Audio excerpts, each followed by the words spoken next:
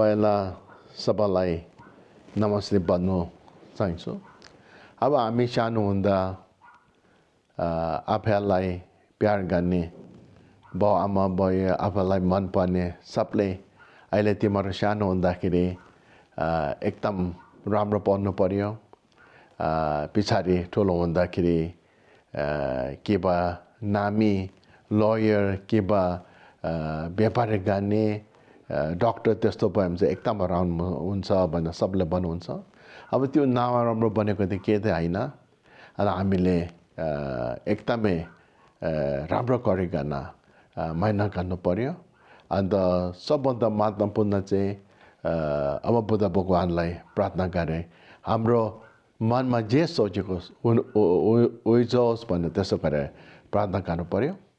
अन्त राम्रो भइहाल्यो भनेपछि चाहिँ आफै मात्रै होइन सबलाई को लागि नि प्रार्थना गरेर सबले म जस्तो होस् भनेर प्रार्थना गर्नु पर्यो। अन्त कोही बेला चाहिँ अब मेहनत गरेर पनि मनमा सोचेको जस्तो हुन सक्दैन, त्यति बेला चाहिँ त्यति साह्रो दुःख गरेर पनि त्यही फाइदा हुँदैन। पछाडि चाहिँ म अझै कोसिस गर्छु बुद्ध भगवानलाई हामीले प्रार्थना चढाउँछौँ मनमा त्यता राखिकन गर्नुभयो भने चाहिँ मनमा पनि खुसी बढ्दै जान्छ।